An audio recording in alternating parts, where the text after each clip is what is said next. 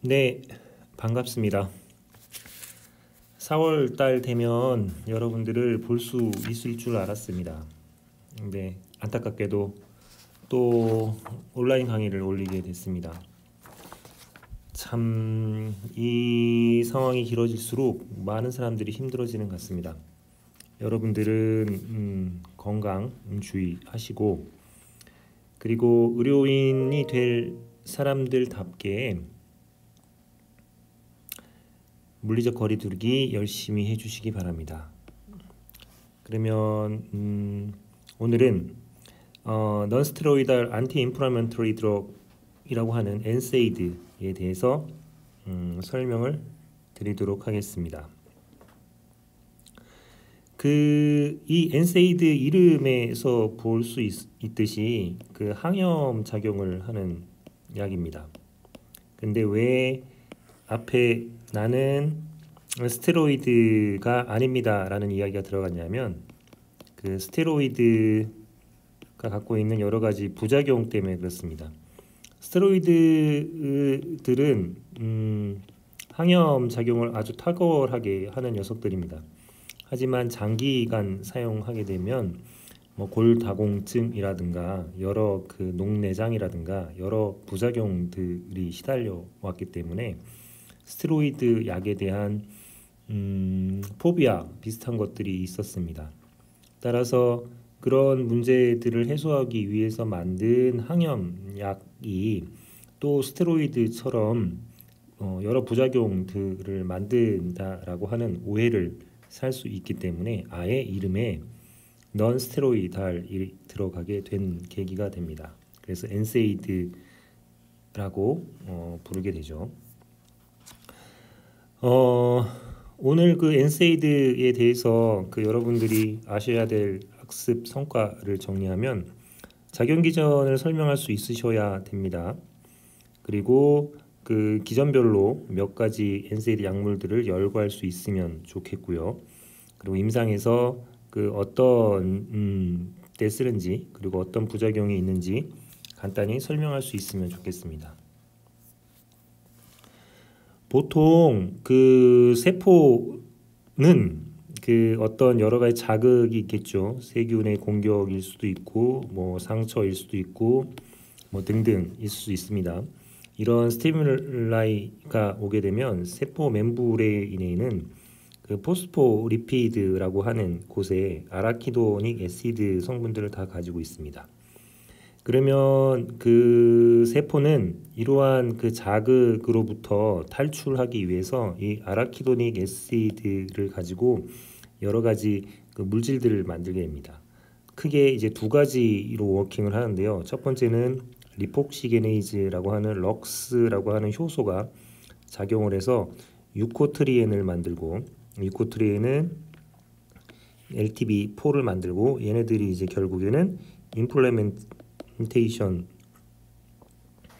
작용이 하는 큰 이제 하나의 길들이 있고요.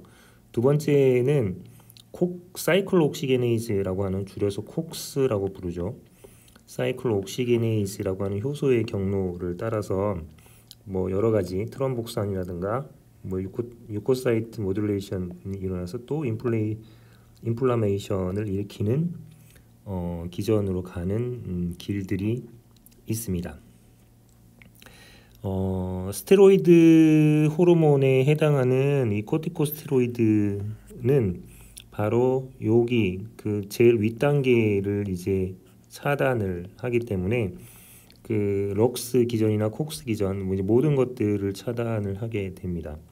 따라서 스테로이드는 효과적으로 항염 작용을 하지만 그 생리적으로 필요한 물질마저도 못 만들기 때문에 여러 부작용들을 가질 수가 있게 됩니다.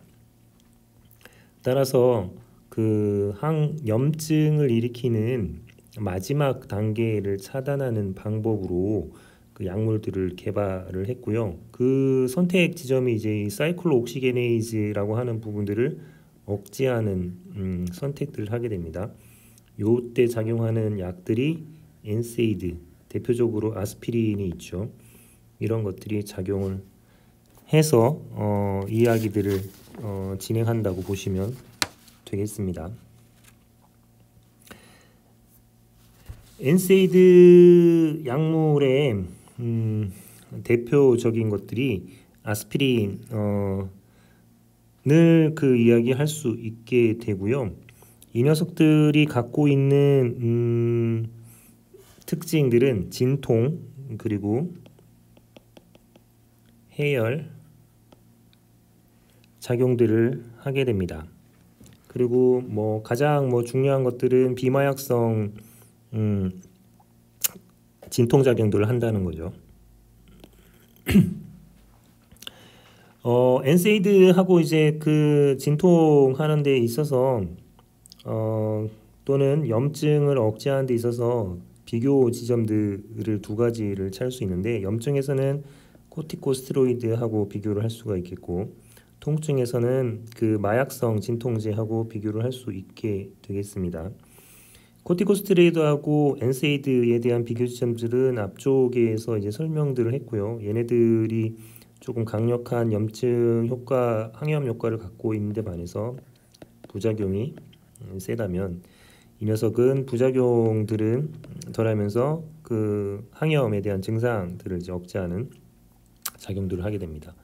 통증도 이제 마찬가지 이제 역할들을 하게 되는데요. 그 통증을 이제 억제하는 데 있어서 적은 농도로 이제 효과적으로 억제하는 게 마약성 진통제라고 하면, 문제는 이 녀석은 이제 탐닉에 대한 문제들이 생길 수가 있겠죠. 이제 그런 것들을 덜 하면서 그 통증을 억제할 수 있는 엔세이드 약물들을 쓸 수 있게 됩니다. 상대적으로 약효의 측면에 있어서는 약한 측면들이 있죠. 따라서 최고 효능들이 낮아서 주로 그 약한 통증을 조절하는 약물들로 주로 사용한다고 보시면 되겠습니다. 이러한 그 엔세이드 약물들의 특징들을 보게 되면, 아세틸 그 살리실릭 애시드 형태로 되어 있습니다. 아스피린이. 따라서 그 이 아스피린이 갖고 있는 그 대표적인 특징 중에 하나가 사이클로옥시게네이즈하고 그 결합을 그 하게 됩니다. 특히 그 아세틸 사이실릭 에이트 아스피린을 갖고 있는 이 아세트산 쪽에 있는 부위들을 이쪽하고 이제 결합을 시켜주게 만들어서 그 사이클로옥시게네이즈가 비활성화되는 폼으로 만들어주는 형태를 갖게 됩니다. 이러한 그 형태는 가역적인 반응입니다. 따라서 엔세이드 중에 아스피린은 한번 그 복용을 하게 되면 사이클로옥시게네이즈를 비가역적으로 그 이넥티브하게 만듭니다. 따라서 아스피린 복용을 중단하더라도 이렇게 한번 망가진 사이클로옥시게네이즈는 복구가 되지 않습니다. 새로 새로 만들어야지만 복구가 되는 과정들을 갖게 됩니다. 이렇게 그 사이클로옥시게네이즈를 억제를 함으로 해가지고 그 염증 반응으로 이제 생기는 여러 가지 물질들을 못 만들게 하게 되겠죠. 그런데 제일 앞쪽에서도 설명을 했지만 엔세이드는 그 콕스 요쪽 파트를 억제하기 때문에 그 리폭시게네이즈 록스가 만들어내는 염증 반응 이쪽은 억제하지 못합니다. 그 얘기고요. 그리고 앞쪽에 얘기했던 것처럼 아스피린은 비가역적으로 콕스를 억제합니다. 아스피린을 제외한 나머지 엔세이드들은 가역적으로 억제합니다. 가역적 억제라고 하는 말은 그 약물이 존재하는 동안 사이클로옥시게네이즈가 억제가 되고요. 약물 복용을 중단하면 그 억제에 당하고 있던 사이클로옥시게네이즈는 다시 작용을 하는 형태로 됩니다. 이러한 사이클로옥시게네이즈는 생리적으로 두 가지 효소가 있습니다. 콕스1이 있고요. 콕스2가 있습니다. 콕스1은 그 원래 세포가 가지고 있는 효소입니다. 따라서 이 녀석은 정상적인 생리 활성에 필요한 물질들을 만드는데 작용을 합니다. 특히 위장관에서 위정관 보호 물질, PG1 같은 프로스트글란딘 E1 같은 위정막 보호 물질들을 만드는데 중요한 역할을 합니다. 콕스2는 스티뮬라이, 특히 이제 사이토카인에 의해서 인덕션 되는 효소입니다. 따라서 이 녀석들이 주요 타겟들이 되겠죠. 엔세이드, 특히 아스피린이나 아스피린 이외의 엔세이드 대부분들은 이 콕스1, 콕스2 둘 다 억제를 합니다. 그 결과 콕스1을 억제를 하기 때문에 위점막을 보호하는 물질도 만들지 못하게 합니다. 따라서 엔세이드를 복용할 때 위장관의 장애 또는 위출혈에 대한 문제점들을 발생할 수 있게 됩니다. 그래서 엔세이드를 처방을 할 때는 동시에 위점막 보호를 할 수 있는 약도 같이 처방하는 이유이기도 합니다. 양리학자들은 이러한 문제를 해결하기 위해서 콕스2에만 선택적으로 억제하는 억제제를 만들려고 하는 노력들을 그동안 해왔습니다. 이것만 억제를 한다면 콕스1까지 억제하는 엔세이드에 비해서 위궤양 발생 이런 것들을 적게 할 수 있을 거라고 생각을 했습니다. 대표적으로 만든 게 셀레콕시브죠. 선택적 콕스2 억제제입니다. 이 녀석이 만들어지고 나서 엔세이드 갖고 있는 대표적인 부작용인 위궤양이나 위출혈 이런 부분들을 해소할 수 있을 거라고 생각했는데 생각하지도 못했던 부작용들이 발생을 하게 됩니다. 어떤 거였냐면 콕스2만 선택적으로 억제를 하다 보니 혈소판의 응집 반응과 관계되어서 밸런스를 유지하게 만드는 프로스타글란딘 I2와 트럼복산 A2의 밸런스가 깨지는 형태가 발생하고 오히려 트럼보시스가 일어나는 위험들이 보고가 됐습니다. 그 결과 사망에 대한 부분들도 일어나게 돼서 좀 주의를 요하는 약물로 지금 인식이 되고 있죠. 정리를 한번 해보면 아라키노딕 엑시드에 콕스1이 작용을 해서 위점막을 보호하는 물질들 또는 혈소판의 응집에 관계된 것들을 중요한 생리적인 부분들을 작용하는 길이 하나가 있고요. 콕스2가 이제 작용을 해서 여러 가지 열을 발생한다거나 염증을 일으킨다라고 하는 부분들이 있을 수 있게 됩니다. 근데 이제 전통적인 엔세이드, 아스피린을 포함한 엔세이드들은 이 콕스1, 2를 다 이제 억제를 하게 됩니다. 따라서 여기에 대한 부작용 요소들이 생길 수밖에 없게 되고요. 이 전통적인 엔세이드에는 두 가지로 이제 나눌 수 있겠죠. 아스피린과 아스피린 외를 볼 수 있는데 아스피린은 이 사이클옥시게네이즈를 비가역적으로 억제한다고 말씀드렸고요.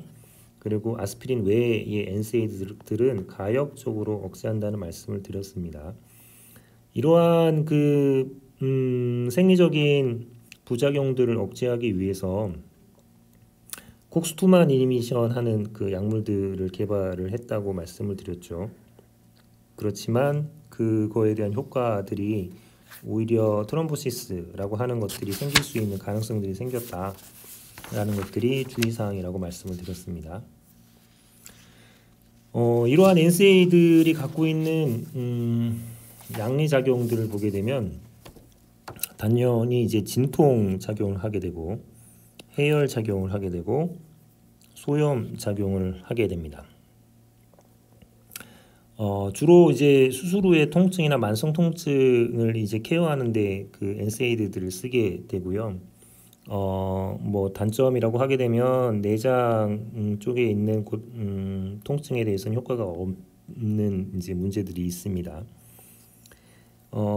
해열 작용이라고 하게 되면 프로스타글란딘 E2의 생산을 이제 억제를 하게 되죠. 따라서 PGE2의 그 생산으로 인해서 그 체온의 셋포인트가 올라가는 것들을 막기 때문에 그 열들을 줄일 수 있게 됩니다.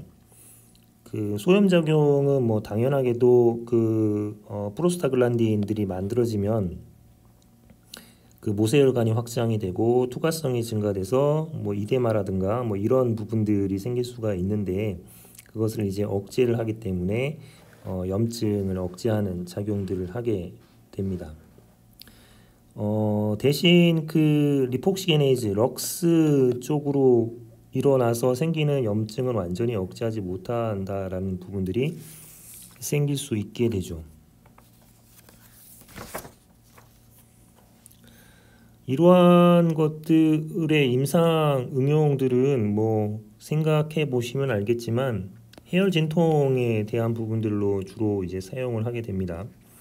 근데 이제 주의해야 될 부분들이 한 가지가 있는데 그 라이에 증후군이라고 합니다. 여기 지금 가로에 있는 그 상태를 라이에 증후군이라고 이제 이야기될 수 있는데요.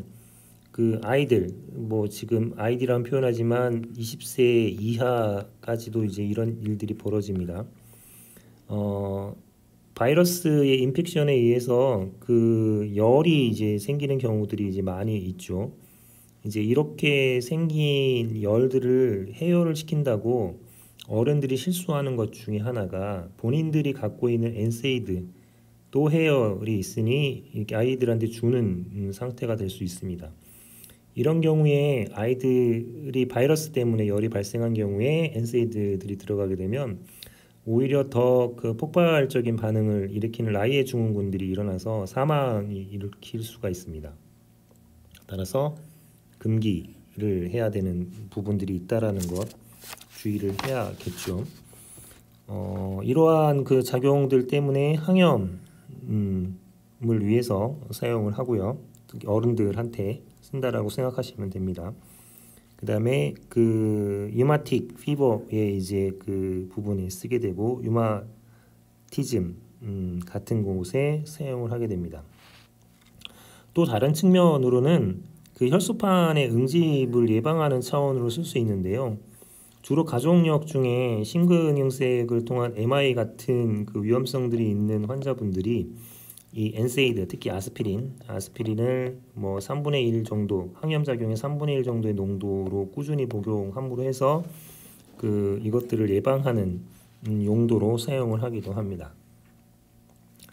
그러면 아이들한테가 그 열이 날 때 이 라이에 증후군 위험 때문에 엔세이드를 못 쓴다면 어떤 걸 쓸 수 있냐면 아세트아미노펜을 사용할 수가 있게 됩니다. 이것을 주 성분으로 하는 대표적인 약이 타이레놀이죠. 이 녀석은 그 해열하고 진통에 대한 효과들은 갖고 있습니다. 그런데 그 말초에 있는 사이클로옥시게네이즈를 억제하는 효과가 약합니다. 따라서 항염 작용들은 굉장히 약한 녀석들이죠. 따라서 그 아세트아미노펜 이 녀석은 해열 진통 효과가 있고 항염 효과는 갖고 있지 못합니다. 이 아세트아미노펜은 주로 간에서 대사가 됩니다. 아세트아미노펜이 그 간에서 대사가 되면 대사 물질이 순간적으로 독성 물질이 되고 이 독성 물질이 순간적으로 발생해서 간에 문제가 될 수 있기 때문에 여기에 글루쿠로닉이 붙어서 무독하게 만듭니다.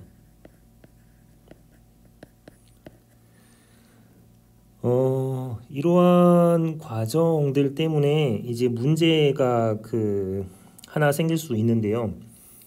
간에는 글루쿠로닉이라고 하는 그 물질이 충분히 있지만 만약에 이 아세트아미노펜을 과량으로 복용을 하는 경우에 이것들을 무독화시키기 위해서 간에서 갖고 있는 글루코로닉을 다 소모시켜 버릴 수가 있습니다.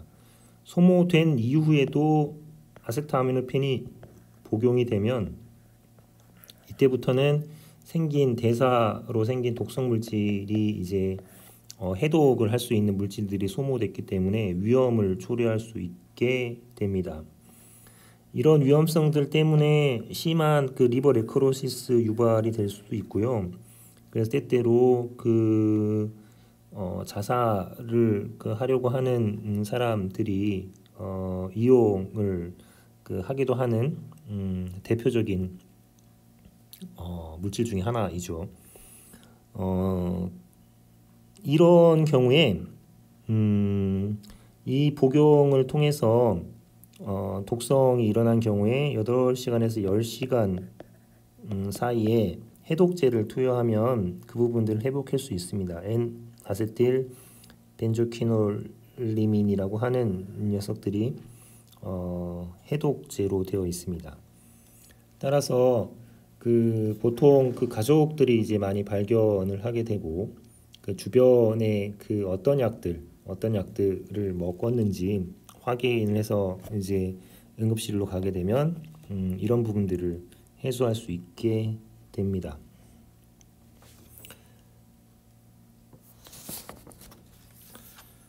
NSAID 약물들이 갖고 있는 부작용들은 콕스1을 억제함으로 해서 생기죠. 그래서 콕스1을 억제함으로 해가지고 위점막 보호 물질들을 못 만들게 하기 때문에 위점막 손상들을 유발할 수 있게 됩니다. 그리고 이제 굉장히 재미있는 현상 중에 하나가 한 30%에 있는 사람들한테서 벌어지는 건데요. 아라키도닉 애시드라고 하는 녀석을 록스 기전과 콕스 기전을 갖고 있다라고 말씀을 드렸고, NSAID는 이 콕스 기전을 억제한다고 말씀을 드렸죠.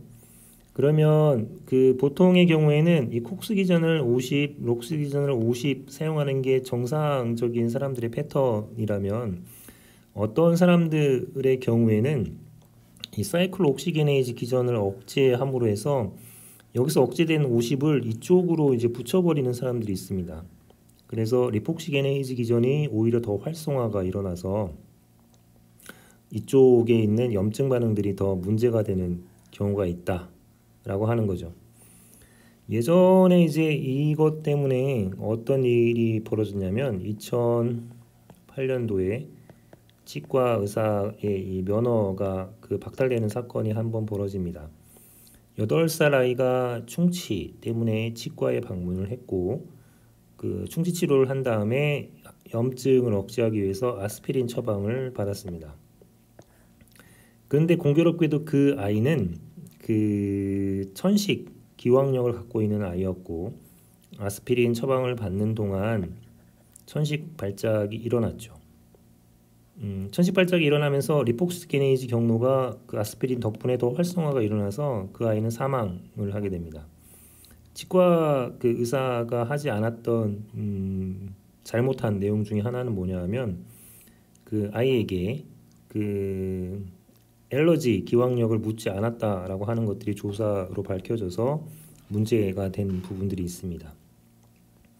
따라서 NSAID에는 한 30% 정도 엘러지 반응들이 벌어질 수 있으니 천식에 대한 부분들이 생길 수 있는 사람들에 대해서 주의를 요한다라고 하는 것을 이해하셔야 될 것 같고, 그 다음에 혈소판이 응집 반응을 하려면 사이클옥시게네이즈가 필요하죠. 혈소판이 갖고 있는 사이클옥시게네이즈를 억제하기 때문에 혈소판 응집 반응들이 억제를 하게 됩니다. 그것도 비가역적으로 억제가 되죠. 다시 혈소판이 응집 반응을 하려면 새로 혈소판이 만들어져야 가능합니다.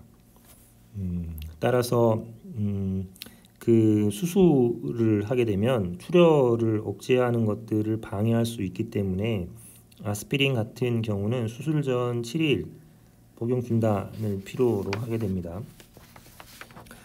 또 이 아스피린이나 엔세이드를 먹게 되면 프로스타글란딘들 중에 F2A 알파라고 하는 자궁 운동과 관계되어 있는 것을 억제를 하게 됩니다.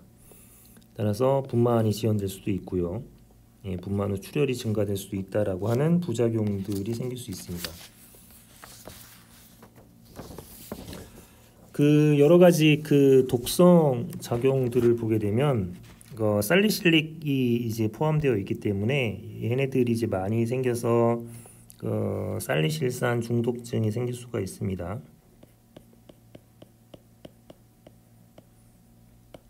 그 중독증으로 벌일 수 있는 부분들은 뭐 도통이 생길 수도 있고요. 청각장애, 뭐 과호흡, 메스꺼름 뭐 이런 것들이 생길 수가 있게 됩니다. 그리고 때때로 유럴로직 이펙트들이 생겨서 그 뭐 선망이라든가 그 환각에 대한 부분들은 아주 그 극소수 벌어질 수 있습니다. 그리고 호흡이 그 갑자기 디프레션이 일어나서 뭐 사망이 되는 보고도 뭐 때때로 있기도 하고요.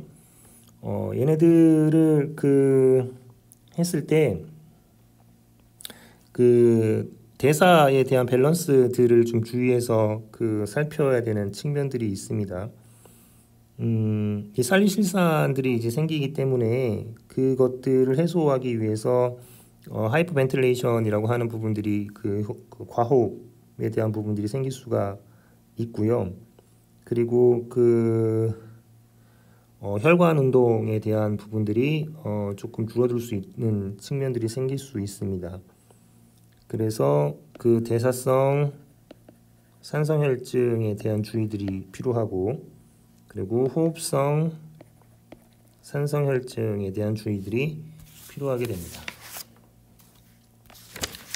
흡수, 분포, 그 대사 측면들은 읽으시면 뭐 쉽게 알 수 있습니다. 주로 이제 그 위에서 소장보다 더 많이 흡수가 되고요. 그리고 관절낭이나 척수 등의 그 분포가 이제 많이 되기도 합니다. 특히나 이제 BBB나 이 플라센탈 베리어도 이제 통과를 하는 특징들을 갖고 있죠. 그리고 배설은 주로 이제 신상을 통해서 이제 배설이 되죠. 그 살리실산 중독증을 해소하기 위해서 그 알킬라이제이션을 시키게 되면 이것들이 배설을 촉진시켜서 그 문제를 해소할 수 있게 되는 상태입니다.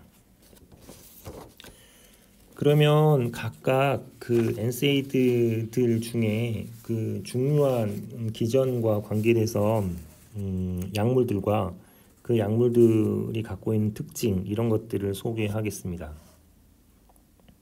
처음에 말씀드렸지만 사이클옥시게네이즈 1, 콕스1을 억제해서 생길 수 있는 위궤양의 부담들을 줄이기 위해서 콕스2 셀렉티브 이니비터라고 하는 약물들을 첫 번째 개발을 했고, 이것들이 그 심혈관계 부작용들이 이제 보고가 되지 않았다면 그 콕스1까지 억제하는 엔세이드를 다 대체했을 거라고 생각이 됩니다. 그런데 이제 심혈관계 부작용이 보고가 되면서 시장에 출시됐던 여러 물질들이 그 철회가 이제 되는 사고가 일어나게 됩니다. 지금 현재까지 쓸 수 있는 녀석은 셀레콕시브 정도라고 보시면 되고요. 이 셀레콕시브는 선택적 콕스2 억제제이기 때문에 그 다른 것과 상관해서 이 부분의 특징들을 갖고 있습니다. 비선택적인 부분들은 출혈이나 위궤양에 이제 문제가 갖고 있다면 선택적 콕스2 억제제는 그런 이제 문제들을 갖고 있지 않게 됩니다. 그 다음에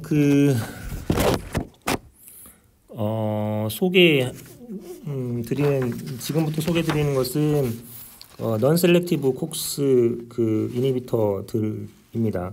거기에 이제 몇 가지 특징들을 갖고 있는 녀석들을 설명을 하죠. 디클로페낙이라고 있습니다.